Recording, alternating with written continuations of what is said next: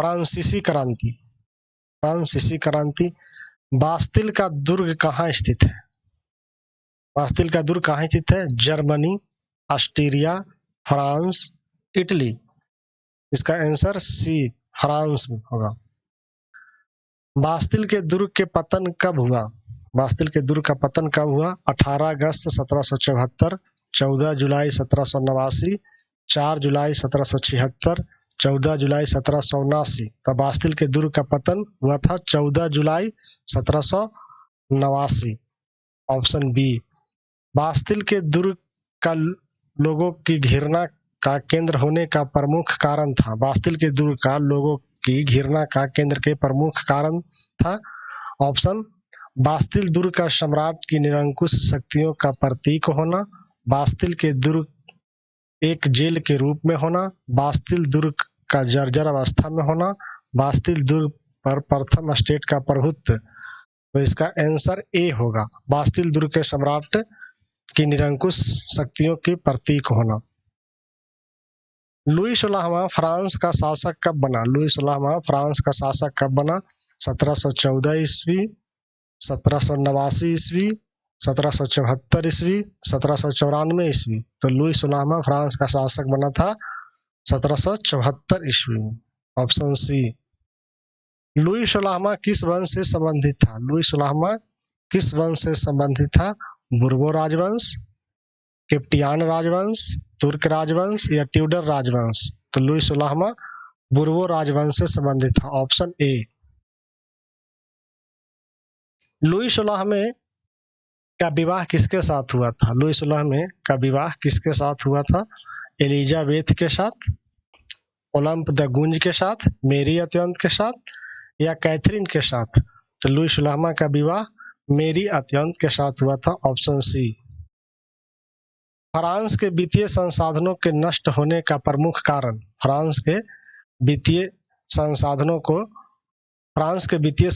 को नष्ट होने का प्रमुख कारण था लंबे समय तक चलने वाले युद्ध, राजा के विलासी जीवन, विकास कार्यों की अधिकता या प्राकृतिक संकट। तो फ्रांस के वित्तीय संकटों के नष्ट होने का प्रमुख कारण था लंबे समय तक चलने वाले युद्ध। Option A. लिवरे क्या है? लिवरे क्या है? एक प्रकार का कर है, एक प्रकार का दंड, एक सामाजिक वर्ग, एक प्रकार की मुद्रा। तो लिवरे एक प्रकार की मुद्रा है। बास्तिल दुर्ग के पतन के समय उसमें कैदियों की संख्या थी। बास्तिल दुर्ग के पतन के समय उसमें कैदियों की संख्या थी 8, 9, 13, 7। तो बास्तिल दुर्ग के पतन के समय उसमें कैदियों की संख्या थी 7। Option D. Option D. पादरी वर्ग को प्राप्त सबसे महत्वपूर्ण विशेषाधिकार था। पादरी वर्ग को प्राप्त सबसे महत्वपूर्ण विशेषाधिकार था राजा को दिए जाने वाला करों में छूट, धार्मिक अनुष्ठान कार्यों में प्राथमिकता। तो पादरी वर्ग को प्राप्त सबसे महत्वपूर्ण अधिकार था ऑप्शन ए, राजा को दिए जाने वाले करों में छूट।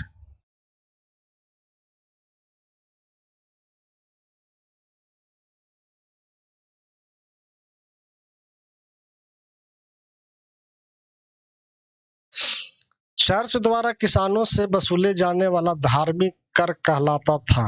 चर्च द्वारा किसानों से वसूले जाने वाला धार्मिक कर कहलाता था टाइद, टाइल, गेवेल या लिवरे। इसका आंसर ए, टाइद होगा। क्रांति पूर्व फ्रांसीसी समाज में सत्ता व सामाजिक हैसियत को अभिव्यक्त करने वाली श्रेणी कहलाती थी। क्रांति पूर्व फ्रांसीसी समाज में सत्ता और सामाजिक हैसियत को अभिव्यक्त करने वाली श्रेणी कहलाती थी स्टेट, डायरेक्टरी, कन्वेंशन या कन्वेंट। आंसर इसका होगा स्टेट। राज्य को सीधा अदा किए जाने वाला कर था। राज्य को सीधा अदा किए जाने वाला कर था टाइद, टाइल, गेवेल या उपरोक्त सभी। तो इसका आंसर बी होगा, टाइल। टाइद कर कृषि उपज का कितना प्रतिशत वसूला जाता था? टाइद कर कृषि उपज का कितना प्रतिशत वसूला जाता था? 14%, 10%, 18% या 33%? टाइद कर कृषि उपज का 10% वसूला जाता था, ऑप्शन बी। चर्च के विशेष कार्यों को करने वाले व्यक्तियों का समूह कहलाता था। चर्च के विशेष कार्यों को करने वाले व्यक्तियों का समूह कहलाता था पादरी वर्ग, कुलीन वर्ग, किसान वर्ग या शासक वर्ग? इसका आंसर ए होगा, पादरी वर्ग। ऐसी चरम स्थिति जब जीवित रहने के लिए न्यूनतम साधन भी खतरे में पड़ने लगते हैं कहलाती है। ऐसी चरम स्थिति जब जीवित रहने के लिए न्यूनतम साधन भी खतरे में पड़ने लगते हैं तो कहलाती है बेरोजगारी, भूखमरी, जीविका संकट या महामारी? तो इसका आंसर होगा सी, जीविका संकट। स्वतंत्रता, सामान्य नियमों और अवसरों के विचारों पर आधारित समाज की परिकल्पनाओं प्रस्तुत करने वाले दार्शनिक थे। स्वतंत्रता, समान नियमों या अवसरों के विचारों पर आधारित समाज के परिकल्पना प्रस्तुत करने वाले दार्शनिक थे जॉन लॉक, रूसो, मीरवाय, आवासीय, आर्थर या मॉन्टेस्क्यू? तो इसका आंसर होगा ए, जॉन लॉक और Rousseau. Two treatises of government किसकी रचना है? Two treatises of government किसकी रचना है? Arthur Young, Rousseau, John Locke या मॉन्टेस्क्यू? इसका आंसर होगा जॉन लॉक, ऑप्शन सी। राजा के देवी सिद्धांतों और निरंकुश अधिकारों के सिद्धांत का खंडन किसने किया था? राजा के देवी सिद्धांतों और निरंकुश अधिकारों के सिद्धांत का खंडन किसने किया था? मिरवाओ, आवासीय, रूसो या जॉन लॉक? तो इसका आंसर होगा डी, जॉन लॉक।